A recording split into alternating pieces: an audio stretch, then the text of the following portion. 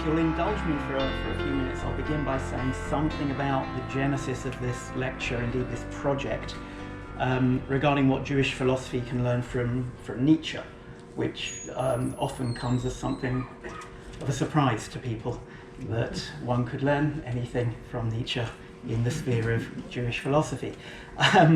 Way back when, as a third-year philosophy undergraduate, one of the papers that I took in my final year, and it still exists in some fashion, was called Modern Philosophy from Kant. And what you had to do was you would choose two philosophers from Kant onwards, and you would spend the year studying just those two philosophers in depth. So I chose Kant, obviously, because, you know, how are you going to do modern philosophy at all and not know Kant properly? But maybe less obviously, I chose as my second thinker to focus on Nietzsche. Now, someone brought up in a Jewish environment the idea of studying this atheistic philosopher who was taken up by the Nazis in some way. I suppose maybe it was my form of rebellion. I'm a very conservative character. My rebellion deeply sublimated reading an edgy philosopher. It's hardly lock up your daughter's territory. But the shock at reading Nietzsche was not the one I had expected.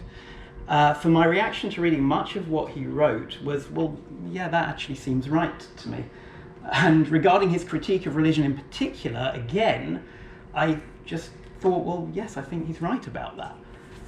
Now, the reason for this, I think, was that I had been reading the works of Joseph Soloveitchik over the couple of years prior to confronting Nietzsche. Another interesting case, someone who I took seriously as a philosopher when it was not necessarily fashionable to do so.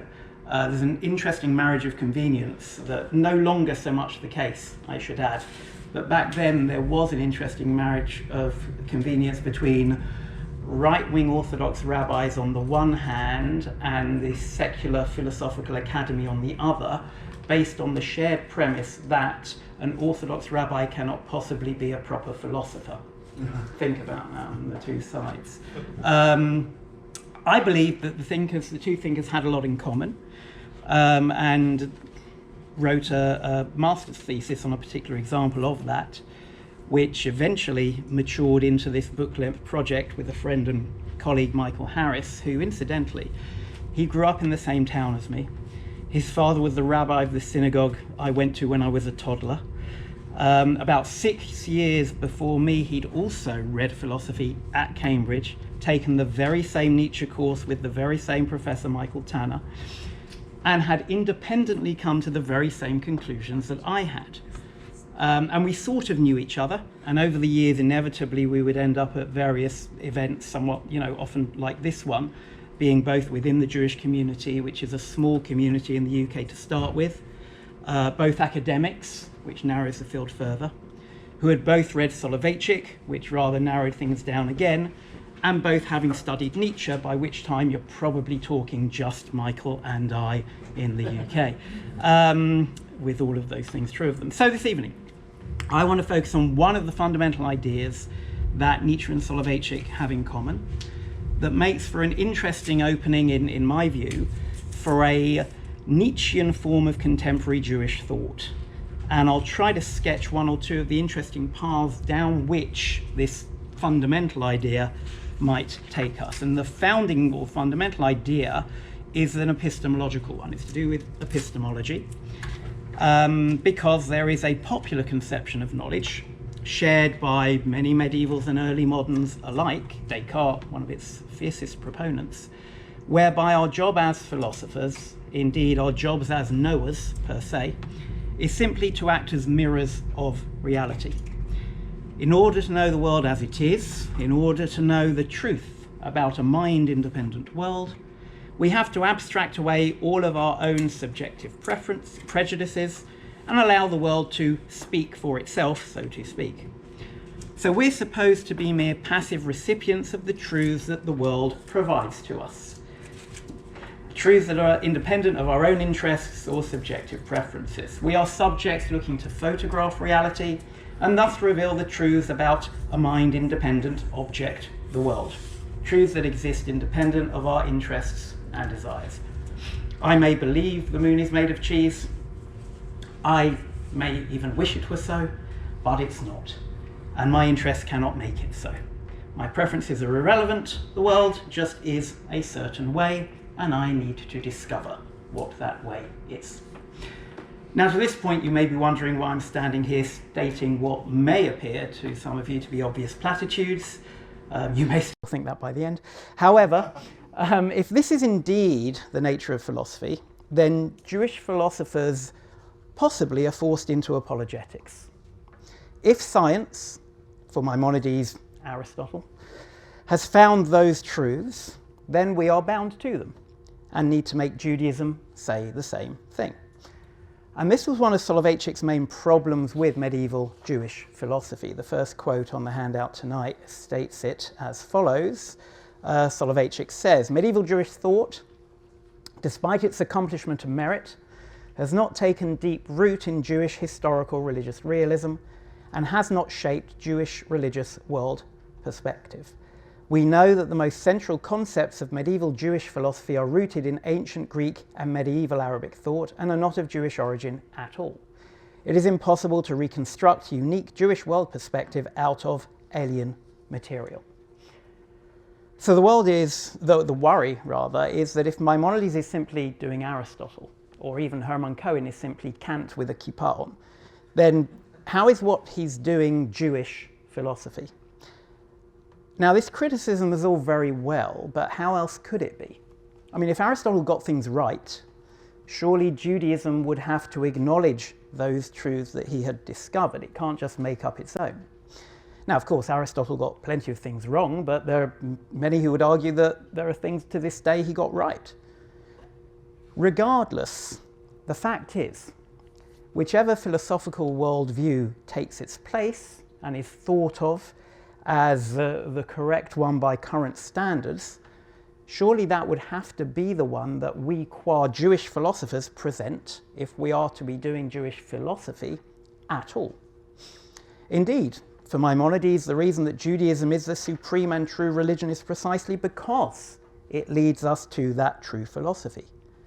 If you take the three great Western monotheistic religions, then, this is Maimonides, not me, but Maimonides would say, well, Judaism is true because it reflects that truth to a greater extent than Islam, which in turn reflects it to a greater extent than Christianity. That's Maimonides' hierarchy. But the knowledge that they're all trying to reach is the same, the truth about the world. The truth is the truth, and that is the end of it. Or is it? Well, for Nietzsche, it is very much not. For Nietzsche puts forward an alternative picture by appeal to his so-called perspectivist epistemology, perspectivism, the most famous statement of which is found in the Genealogy of Morals and is on your handout. Let's take a look together. "Let us guard against the snares," writes Nietzsche, "of such contradictory concepts as pure reason, absolute spirituality, knowledge in itself. These always demand that we should think of an I that is completely unthinkable, an I turned in no particular direction, in which the active and interpreting forces through which alone seeing becomes seeing something are supposed to be lacking. These always demand of the I an absurdity and a nonsense. There is only a perspective seeing, only a perspective knowing, and the more affects we allow to speak about one thing, the more eyes, different eyes we can use to observe one thing, the more complete will our concept of this thing, our objectivity, be." Now, we'll elaborate on that a little bit so we're clear what he's saying, but I should mention that this passage and Nietzsche himself is often read through a kind of postmodern lens. Some would say as denying the possibility of knowledge and truth altogether. That is not a reading I accept. I won't spend time here justifying my interpretation. It's one that's shared by many Nietzsche scholars, and you can very easily find justification for that interpretation should you wish to. But what then, if one does not follow that reading, is perspectivism? So let's begin with Nietzsche's own analogy to sight. Sight must always be perspectival. As a straightforward matter of physical fact, We always see things from a certain location in time and space, and thus from a certain angle or perspective, as you are all looking at me from your own perspective right now.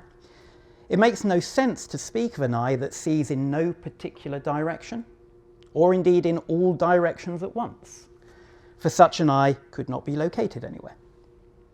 But that, of course, is not a reductio ad absurdum of the concept of sight. It's describing its very nature. Moreover, it does not eliminate the idea that there is an actual object that you are seeing. You're all seeing something real. You're just seeing different aspects of it. Moreover, there are things that could distort your vision, such that you could be said to be seeing something that's not there. So if, for example, you were wearing the proverbial rose-tinted spectacles, then you would see me now with a pleasant rose-coloured sheen, but that would not reflect the reality of my pale and pasty British complexion. So there are ways of getting things wrong. Now, by analogy, Nietzsche claims that that is the nature of knowledge. Knowledge claims are similarly always perspectival, but rather than reflecting a spatial location, knowledge claims reflect an axiological location. Knowledge claims are always mediated by a particular set of values and interests. Nonetheless, within the context of those interests, one can make knowledge claims, and there can be conditions that make for more or less warranted claims about the world, indeed for true claims about the world within a particular perspective, just as there can be conditions that make for accurate or inaccurate visual perception. It's just that we inevitably must conceptualize the world in ways that depend on our goals and our values. And for Nietzsche, it's the will in particular that plays the central role in cognition. He would balk at the idea that knowledge claims are possible that are not intimately bound to the affective side of human nature, to the role that the will and the passions play in our cognitive claims. He denies that what lies behind those claims is a purely rational foundation. Rather, what lies behind cognitive claims are certain evaluative commitments or a certain morality, which in turn find a basis in what Nietzsche refers to as our innermost drives. We can illustrate the perspectivist's claims by appeal to the simple example of a map, an example I owe to Brian Leiter.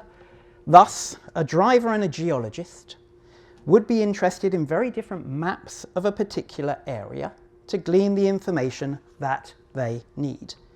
Each would require a particular map corresponding to a particular perspective.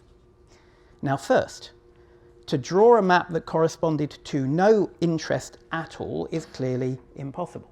Every map must take a perspective. Second, the idea is not that we can just make the world conform to our interests. I cannot make up the map. Our interests are significant in as much as they direct us to certain facets of reality rather than others. But they do not thereby create the truths to which they direct us, any more than the pair of glasses create the objects that they enable us to see. That's clearly nonsensical. As we said before, I cannot decide if the moon is made of cheese. Third, if we were to ask which of the two maps is correct or yields genuine knowledge, the answer would surely be that both of them do. Both truly represent the area in question, just from different perspectives, with each being appropriate to the interests of its user. Additionally, there can clearly be better or worse such maps for each of these interests. Maps that either are or are not accurate from that perspective for reasons internal to it, although notably these reasons would be potentially understandable to those occupying the other perspective should they take up that alternative standpoint. So it's just that neither is able to reflect some perspectiveless reality in itself. We cannot access the view from nowhere, should such a thing turn out to be possible. But this does not have a negative effect on our ability to make knowledge claims. They may be perspectival, epistemically speaking, but they seem to be none the worse for being so. Perspectivism just undermines the idea that we could know reality either independent of any human perspective, for what would a description of the world that climbs outside of all human perspectives amount to? Or that embraces every perspective, the idea of knowing everything there is, usefully compared by Alexander Nehamas to an impossible artist's painting that includes all styles and thus all perspectives. It's simply impossible to formulate knowledge claims that are not perspectival, Nietzsche claims, for that would require the formulation of a claim that corresponds to no interest whatsoever and is thus unmediated by any interested conceptual scheme. I mean, what could formulating knowledge claims in the absence of any conceptual mediation even mean?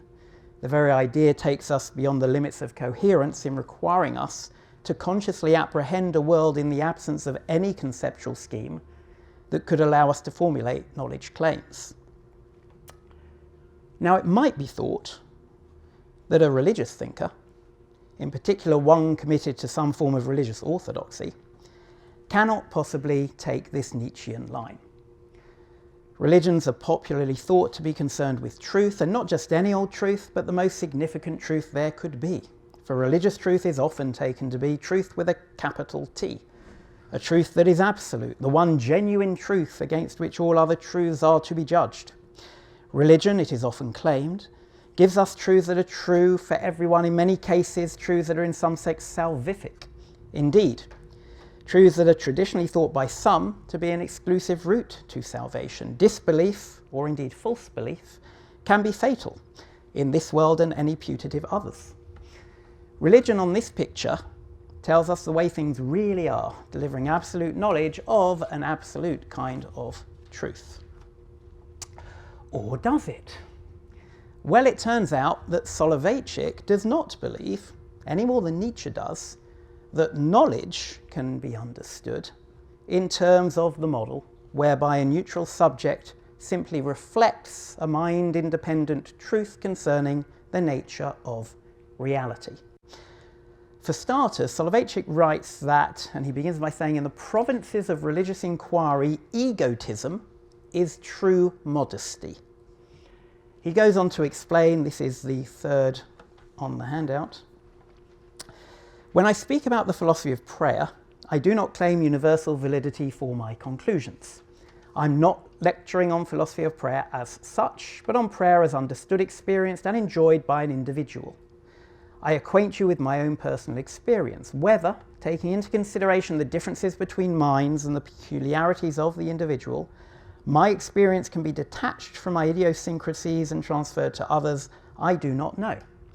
To say that my feeling of certitude carries universal significance would be sheer ignorance.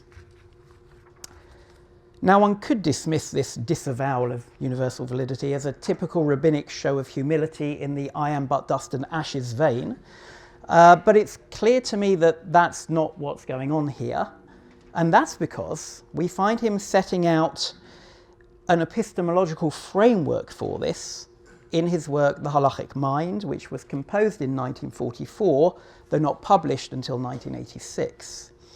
Soloveitchik here presents a view of cognition that may strike one as unusual in the religious realm. Thus, he writes, and this is on the back of the handout, every system of cognition strives to attain a distinct objective. Systematic knowledge means the understanding and grasping of the universe in consonance with a definite telos, goal, purpose, aim.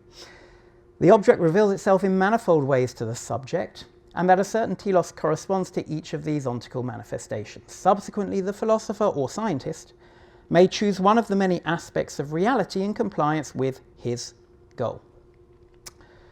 Soloveitchik appears to be telling us that there are manifold systems of knowledge and manifold realities to which they correspond.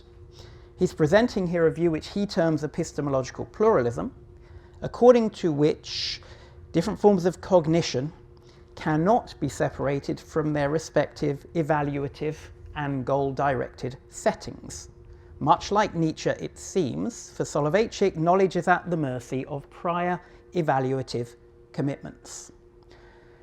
Now, I would argue that this is basically perspectivism, but there's no need to take my word for it, because Soloveitchik makes the point explicitly in the end note to that paragraph.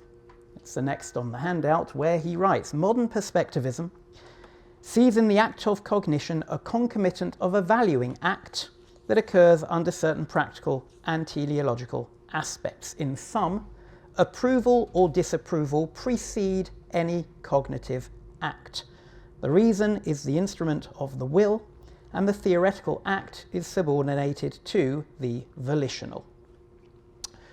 So Soloveitchik here emphasizes the volitional element in all acts of cognition, as does Nietzsche, and emphasizes the evaluative aspect of our cognitive claims, just as Nietzsche believes that an entire morality lies behind every knowledge claim, so famously writes in Beyond Good and Evil, section 6. And it's important to emphasize here that for Soloveitchik as for Nietzsche, volition is not just playing an accidental role in our knowledge claims. Rather, the appeal to volition is necessary. Note, Soloveitchik wrote, cognition is subordinated to the will. A subordination that finds a parallel in Nietzsche's insistence that devoid of affective and evaluative perspectives, we would simply be unable to formulate knowledge claims at all, that they're necessary for making any knowledge claims in the first place. And a further key Nietzschean theme that Soloveitchik expresses earlier on in the same lengthy endnote is that, as he puts it, unlike classical epistemology, where he claims there was a degree of pluralism, but structured according to a hierarchy of lower and higher degrees of cognition, Soloveitchik's modern perspectivism does not recognize any superiority of degree in the cognitive field, so he says. As he puts it, the third quote on the back of the handout, there is neither cognitive ascent or descent. Our multi-methodological approach is warranted by a proliferation of aspects inherent in reality itself, or by a multitude of interests latent in the cognitive act, be it of a purely contingent, pragmatic, or absolute order. So there's no hierarchy here. For Soloveitchik, this would mean that, for example, physics is physics, biology is biology, which is not to deny that we can have knowledge of physics and indeed of biology, but is to deny it some form of fundamental priority over other perspectives, such that, for example, we ought to be seeking a reduction of all perspectives to one that is fundamental, such as physics, which renders other perspectives cognitively respectable. According to Soloveitchik, differing perspectives can happily and should happily coexist, side by side. This is where we can see the first of many implications of taking this view in the religious sphere. Soloveitchik often speaks of the necessity of using the scientific method, even in forming Jewish philosophy, and warns religious thinkers not to, I quote, repeat the errors of the Middle Ages and compete with science. Rejecting scientific truth on the basis of a literal reading of biblical texts is an absolute non-starter for him. But that's a very low bar. It's the least one should expect of a modern thinking religious individual. Rather more remarkable is Soloveitchik's quite radical divergence from many in the Jewish canon, with his insistence that, and the fourth quote, man in the story of creation does not occupy a unique ontic position. He is rather a drop in the cosmos that fits into the schemata of naturalness and concreteness. Soloveitchik explicitly rejects his co-religionists', and I quote here, almost dogmatic assertion that the Bible proclaimed the separateness of man from nature and his otherness. Soloveitchik actually uses the opening of Genesis in this context to argue that human beings are quantitatively different from other beings in as much as we have a technical intelligence that others don't, and we have, various things that put us at the top of the tree, but there is no discontinuity there. It's not because of, as he puts it in the next quote, one line there that you have, man's incommensurability with nature is not based on any metaphysical endowment in man. He does, of course, believe that humanity has transcendent significance as well as being part of nature, but it's not based on strange metaphysics. Soloveitchik's approach might thus be termed weak naturalism. He's concerned to preserve naturalistic accounts of man and the world. Now, of course, he's not a naturalist, inasmuch as he believes in God. But his God is a supplement to science, rather than something to be wielded in its place to account for natural phenomena. Soloveitchik does not, therefore, grant a privileged ontological or epistemological status to religion when it comes to giving an account of the natural world. His perspective better suits religious reality. The scientific perspective better suits scientific reality. The two need not and ought not fight over the same ground. Each has its own sphere, both can and should coexist.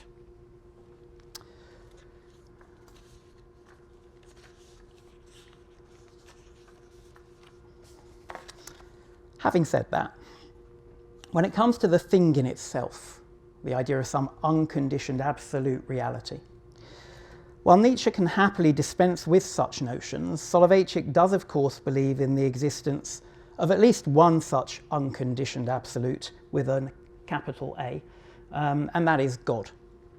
So surely Soloveitchik cannot maintain that the notion of the thing in itself is self-contradictory, as a Nietzschean perspectivist argues.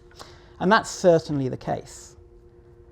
But it's striking, first, that Soloveitchik insists on the dangers of bifurcating reality in Kantian fashion and positing such an unknowable thing in itself. Indeed, he writes, if there be a mysterious thing in itself, however unintelligible it proves, the philosopher is challenged to grasp it. Speculative philosophy was born the very moment that Kant discovered the incomprehensible thing in itself. But he goes on to say the net result of these metaphysical acrobatics were philosophic confusion and logical bewilderment. It's interesting that Soloveitchik actually has very little time for the thing in itself, which he dismisses as a source of philosophical mystification. So Soloveitchik does indeed depart from Nietzsche, inasmuch as he would posit the existence of an absolute, God. But Soloveitchik does not equate knowledge of this absolute with knowledge of some ultimate, untainted, absolute conception of the world. Soloveitchik agrees there's no such conception. Or at the very least, if there is, it is of no use to us since we cannot access it, because we cannot think of knowledge reflecting a world stripped bare of our plurality of perspectives. Knowledge will always be of the world seen through a or more than one perspective in all its plurality. So where does that leave us with the notion of the one absolute that there is for Soloveitchik, God? Well, Soloveitchik writes that, I quote, the central theme of religious experience is not the absolute, but the immediate and phenomenal reality in all its variegated manifestations. He speaks of the nonsensical undertaking of applying concepts derived from temporality to eternity, and therefore the object of religious knowledge for him is, I quote again, not a transcendental divinity, but the immediate reality. Now one can sort of sense Soloveitchik struggling here with the tension between his absolute belief in God on the one hand, and the difficulty of further elucidating that belief in a manner that sits with his more scientific and pluralistic epistemological commitments. It seems as if ultimately one finds in his work the idea that the only possible knowledge of God that we can formulate is based in the pluralistic reality that we encounter. His use of the term absolute, when he has with a capital A, is a reference to God as God. But as such, God is beyond our cognition, beyond the grasp of discursive human comprehension, precisely because he's beyond the limits of our necessarily perspectival knowledge. The very notion of such an entity is self-contradictory to Nietzsche. For Soloveitchik, it's simply best left alone, philosophically speaking.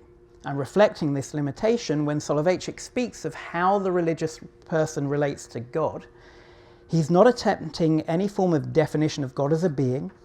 It's almost as if the world is a promissory note that can never be fully cashed. There's no doubt this is why, I suppose, rather than attempting to ever describe God, Soloveitchik usually speaks of how the religious believer experiences him. David Schatz has noted that Soloveitchik uses anthropomorphic language quite freely, not because God can or should be conceived this way, but because the believer experiences God in a way that lends itself to vivid description in moments of crisis. And that thus Soloveitchik generally delineates a phenomenology of religious experience rather than theological discourses on the nature of God. So he believes in transcendence, he believes in God, but his belief is couched in an ontological awareness, as he puts it, not an argument or propositional definition. Soloveitchik's religious person views the world in a manner framed by belief in and commitment to a God whom he perceives through various experiential frameworks. So when it comes to actual accounts of God's nature, Soloveitchik seems unwilling to get entangled in the kind of, in his view, unintelligible speculation that attempts to describe things in themselves often yield. Soloveitchik is certainly not prepared to reduce the idea of God to a set of evaluative commitments along the lines of certain neo-Wittgensteinians. He's fully committed to a traditional conception of God. However, his God is not to be found through any absolute conception of the world, but rather is experienced through, or maybe simply accompanies, the thoroughly pluralistic cognitive frameworks that describe our phenomenal reality.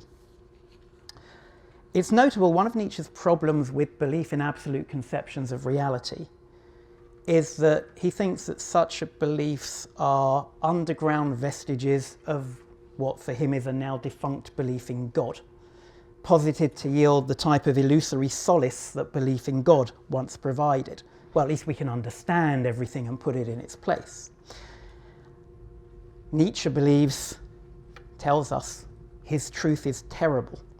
So terrible that weak psychological types cannot cope with it and would rather buy into illusory religious pictures that accommodate their taking all measures to avoid seeing that reality is not constituted as they would wish. This truth plays a fundamental role in Nietzsche's thought throughout his oeuvre, something that confronts us with the terror and horror of existence. It's a horror induced by the unavoidable pain and suffering that all of us inevitably endure during our lives that will, moreover, come to a very final end at some point in the not too distant future. That's cheerful. Given his perspectivism, we have seen that Soloveitchik does not fall into this trap of positing some absolute propositional account of the world as a concomitant to belief in God. There is no such absolute account of reality. More importantly, in general, Soloveitchik therefore does not use his idea of God as a refuge from the troubling picture of reality that Nietzsche presents.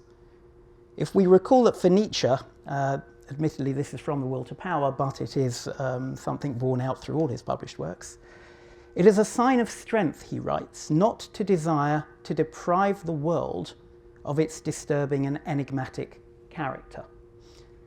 And of course, Soloveitchik famously states time and again things to the effect of the religious consciousness in man's experience, which is most profound, is exceptionally complex, rigorous and tortuous, that religious experience from beginning to end is antinomic and antithetic, etc. Soloveitchik simply not interested in belief in God as some sort of sedative for those too weak to face reality as it is. His view of the world, indeed his religious view of the world, seems far more disturbing and enigmatic.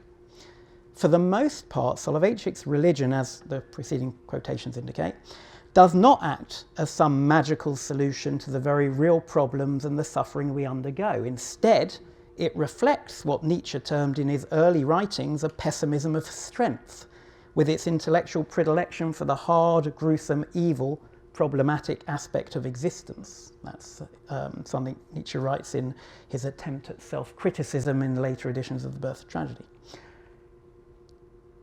Soloveitchik's religious interests do not include a harmonious resolution for the vicissitudes of life, and his Jewish perspective would therefore hold an epistemic advantage, in his view, over alternative religious perspectives among the many Jewish ones, if it can be shown not to deny or distort that terrible reality. In terms of the distorting aspects, whether through sight that we mentioned before, or gaining knowledge, this is one where recognition of what Nietzsche here takes to be an obvious empirical fact needs to be included within a perspective that is, well, religious obviously wasn't Nietzsche's concern, but one that does reflect this is at an epistemic advantage as far as he would be concerned over another. So, following through on Soloveitchik's perspectivism, he ends up neither with some illusory absolute conception of the world as a stand-in for our belief in God, nor even a view of God or religion as some form of Marxist opiate. Soloveitchik's view, it seems, has resources for maintaining the disturbing and enigmatic character of reality all the way down. So when Nietzsche claims, and he writes this in Antichrist, that what differentiates him from theists is not, I quote, that he finds no God, but that this God is experienced as pathetic, absurd and harmful, not as divine, indeed as a crime against life, he appears to have things the wrong way around. For what differentiates Soloveitchik from Nietzsche is not that he experiences God in this manner. What differentiates Soloveitchik is only that he does find God. He just doesn't find him where Nietzsche's looking for him, in what Nietzsche would see as life-denying conceptions of the world that avoid confronting the terrible truth. In confronting the terrible truth head-on, this type of Soloveitchik worldview has epistemic legs and manages to accommodate a form of perspectivism from which many religious believers would recoil. But while it's all very well to speak of Soloveitchik rejecting any form of absolute conception of reality when it comes to descriptive accounts of the world, surely the accusation will go that when it comes to revelation, he must indeed yield to some form of absolute conception, inasmuch as he is the adherent of one particular religion to the exclusion of others. When there's a division of labour, as he believes there is concerning, say, science and religion, all is well. But when two perspectives are fighting over the same ground, matters become rather more complicated. For while disputes within the perspective of physics, for example, can more often than not be resolved, it will be much more difficult to resolve both factual disputes between different religious perspectives, given the lack of shared criteria, not to mention available evidence for disputed theological claims. Moreover, in the realm of value and practical commitments, and this relates back somewhat to Monday, we're faced with the possibility of irreconcilable and mutually exclusive commitments without any neutral cognitive standard for deciding between them. At this point, it seems as if all Soloveitchik would have to offer in support of Judaism providing us with knowledge of religious reality is a form of special pleading. He could appeal to his phenomenological account of Jewish religious experience and his conceptual understanding of halakha, but not to any independent arbiter of truth broadly conceived that would validate his knowledge claims. Given perspectivism, however, one could argue that there's a sense in which, when it comes to this realm, special pleading is actually the rational and justifiable way to proceed. That there is, so to speak, nothing special about special pleading. It's the default epistemic position in these cases. What's being claimed by the critic here is that in a purely rational sense, a perspectivist cannot privilege, say for our purposes, Judaism, over other religions, because there are no perspective independent standards to which one can appeal. But the counterclaim made by the perspectivist is that there's no such thing as a perspective independent standard to which one needs to appeal. For the perspectivist, religious claims are like all cognitive claims in being tethered to their objectives and concomitant values, and as such, one cannot expect that there will be a perspective transcendent rational warrant for them.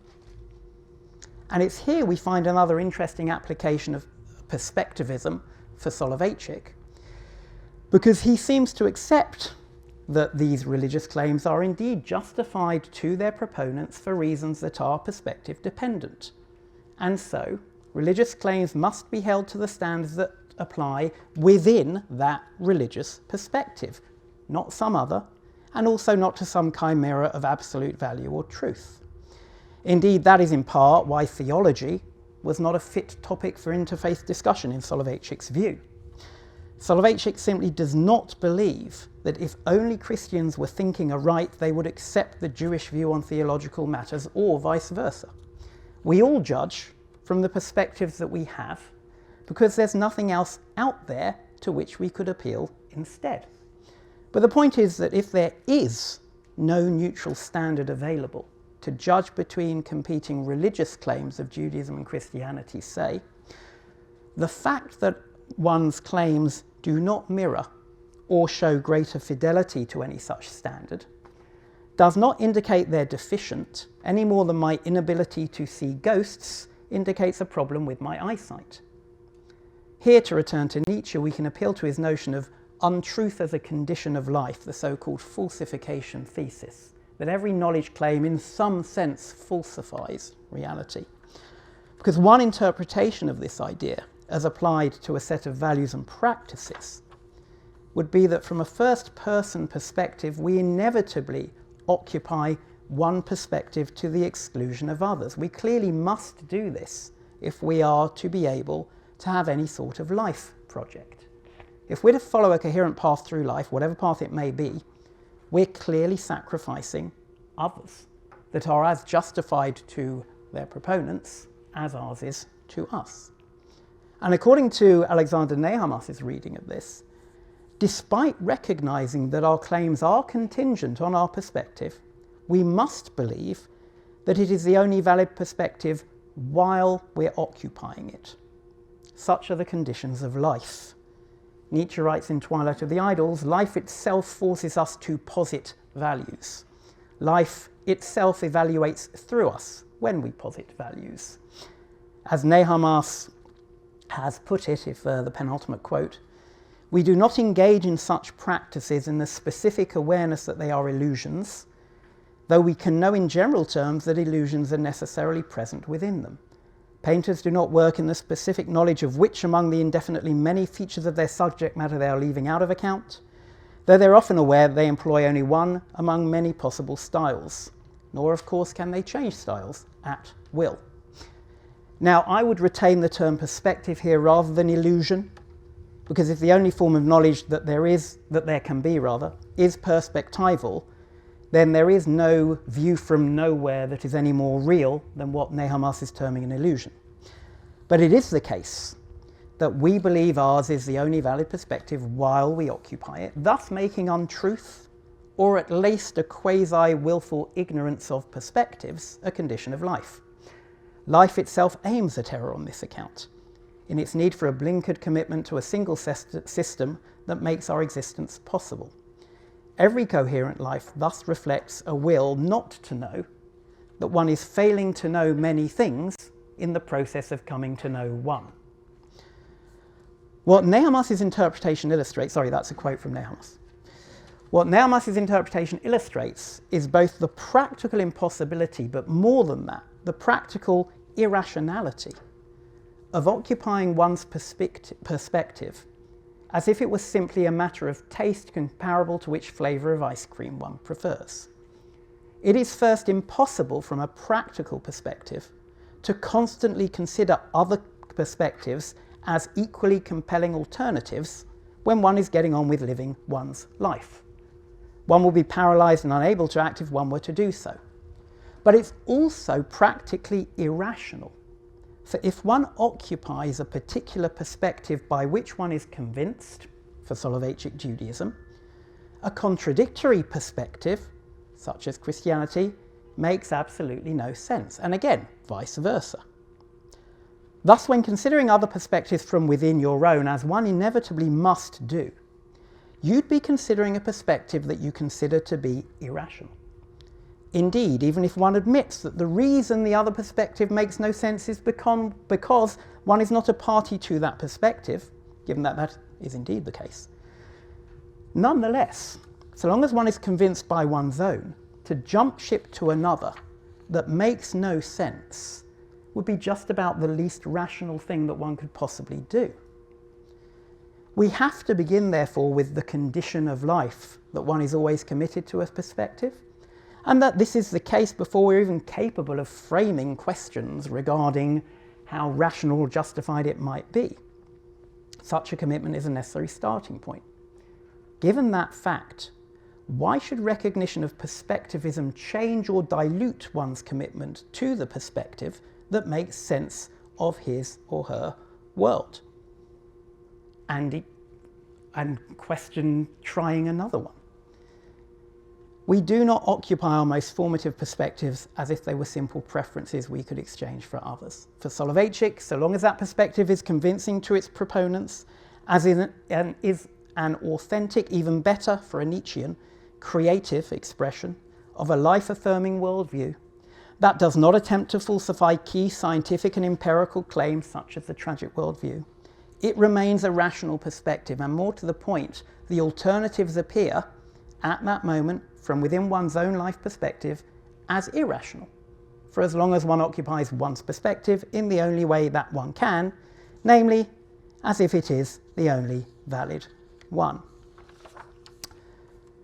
All of the foregoing, it seems to me, can be drawn as a direct consequence of the form of perspectivism that Soloveitchik espouses, a perspectivism that yields a conception of knowledge that is inevitably tied to contingency and the will.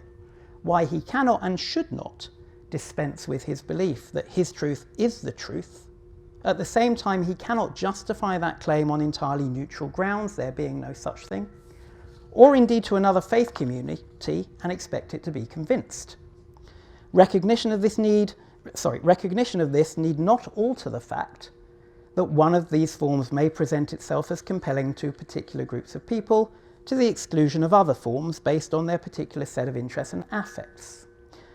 This may not be the most comfortable position for members of a faith community.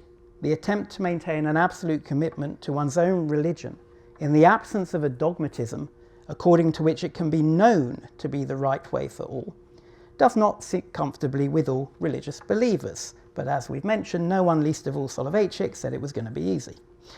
And Nietzsche's true philosophers recall were, after all, dangerous question marks. Yet if there is one thing with which this extension of Soloveitchik's thought sits comfortably, it's the emphasis in his work on the dialectical nature of the faith experience as uncomfortable, dialectical, conflicted. Moreover, given the picture we've sketched, no faith, by definition, can be shown to be an absolute perspective, grounded as it will inevitably be in its own sources. But neither is it a perspective that can thus be termed arbitrary. Soloveitchik writes in a letter from 1950, this is the final quote on the handout, that religious tolerance asserts itself in the knowledge of the existence of a variety and plurality of God experiences, and in the recognition that each individual is entitled to evaluate his great unique performance as the most redeeming and uplifting one. The point he seems to be making is that we acknowledge the existence of different religious experiences which inevitably reflect different perspectives, and that one's own will be epistemically privileged in the only way that it could be, namely from within that particular faith perspective. Much like Kant, then, it may be that he ends up denying knowledge, at least in the non-perspectival sense, to make room for faith.